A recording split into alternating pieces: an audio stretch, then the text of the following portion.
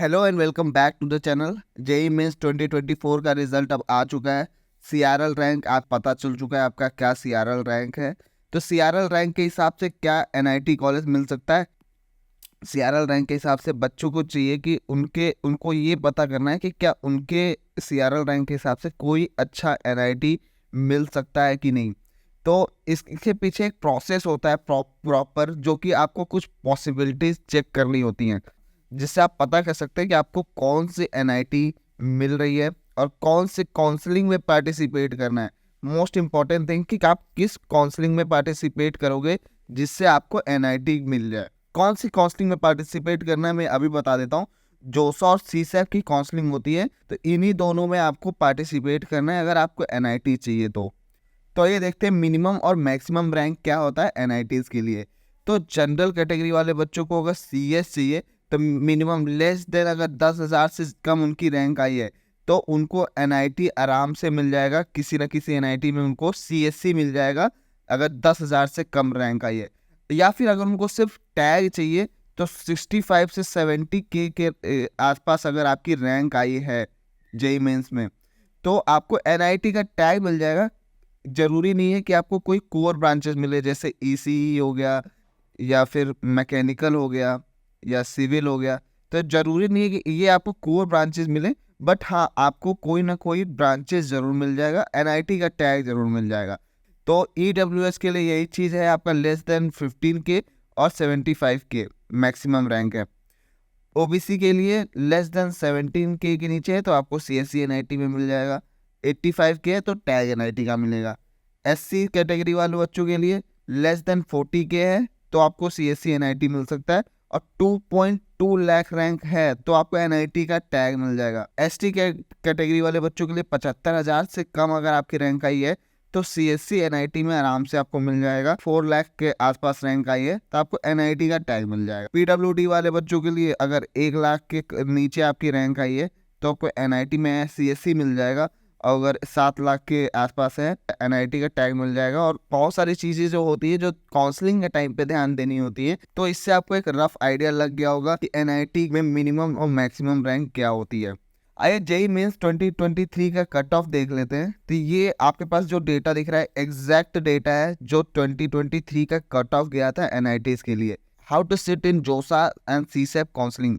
बहुत सारे बच्चों को यहाँ नहीं पता होता है कि जोसा और सीसैप क्या होती है। गवर्नमेंट बॉडीज हैं जो कि सीट अलॉट करती है कैंडिडेट्स को जेई मेंस के आपके रिजल्ट के बेसिस पे।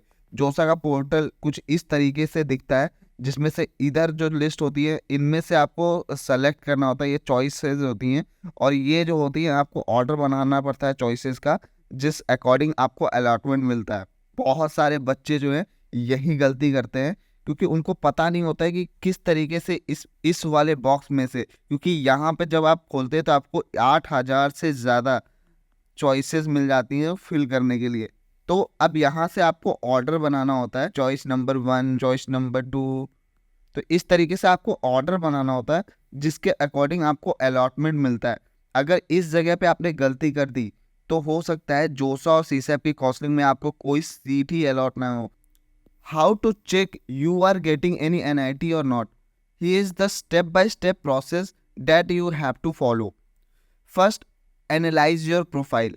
अपने प्रोफाइल को एनालाइज करो पहले कि आपके रैंक के हिसाब से और आपकी कैटेगरी के हिसाब से। तो इस तरीके से आप अपने प्रोफाइल को एनालाइज करोगे पहले। Second, research and make a list of NIT and branches. तो उन एनआईटीज और ब्रांचेस को लिस्ट आउट करो जिसमें आप चाहते हो एडमिशन लेना।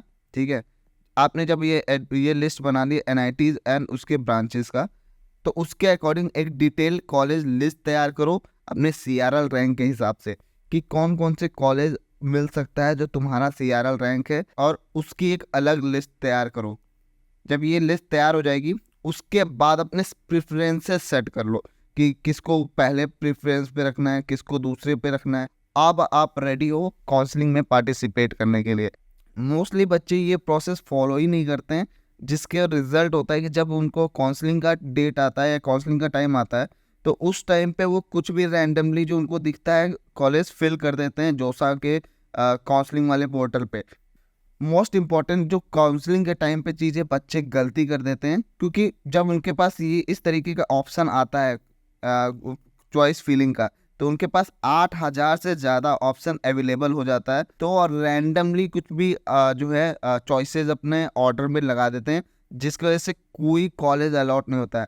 देखो, ये जो काउंसलिंग का टाइम होता है बहुत ज़्यादा क्रूशियल होता है, क्योंकि ये आपका टर्निंग पॉइंट होने वाला है। तो ये चीज़ ऐसी है कि एक बार आपने चॉइस फिलिंग लॉक कर दी, फर्स्ट राउंड से लेके छठे राउंड के बीच में आप कहीं अब चेंज नहीं कर सकते हो, क्योंकि यहाँ अगर आपने गलती कर दी तो कोई चांस नहीं है कि आप दोबारा से चॉइस फिलिंग को रीऑर्डर कर लो, क्योंकि 8,000 चॉइसेस हैं और यहाँ पे गलती होने की चांसेस आपका 100% बढ़ जाता है अगर आपने ऑलरेडी इस प्रोसेस से नहीं गुजरे हो। तो यहाँ हम लेकर आए हैं आपके लिए एक्सपर्ट काउंसलिंग प्रोग्राम, जहाँ पे हमारे काउंसलर्स आपके प्रोफाइल को एनालाइज करते हैं, आपका प्रॉपर एक कॉलेज रिपोर्ट तैयार करते हैं और आपको गाइड करते हैं कि कौन से काउंसलिंग में आपको पार्टिसिपेट करना चाहिए और किस तरीके से ऑर्डरिंग हो आपकी चॉइसेस की। और चॉइस फिलिंग वो खुद अपने सामने आपके सामने बैठ के 1-to-1 बैठ के आपकी चॉइस फिलिंग करते हैं। कोई चांस नहीं रहता है कि कोई आप मिस्टेक कर दो, क्योंकि वो ऑलरेडी इस फील्ड में एक्सपर्ट है और 7-8 सालों से वो काउंसलिंग कर रहे हैं। बहुत सारे बच्चों ने ऑलरेडी इनरोल किया था इस प्रोग्राम में, जिनको हमने NIT और IIIT जैसे बड़े अच्छे कॉलेजेस में एडमिशन्स करवाए हैं। अगर आप भी हमारे एक्सपर्ट काउंसलर से बात करना चाहते हैं तो ये स्क्रीन पे दिए गए नंबर पे आप भी कॉल करें और एक्सपर्ट एडवाइस ज़रूर लें। तो ये स्क्रीन पे जो नंबर दिया है इस पे आप कॉल कर सकते हैं। हमारे काउंसलर आपको एक्सपर्ट काउंसलिंग प्रोग्राम के बारे में डिटेल में इंफॉर्मेशन दे देंगे। तो take expert counselling support to avoid mistakes. तो इस वीडियो में बस इतना ही। Thank you so much for watching. मिलते हैं आपसे अगले वीडियो में।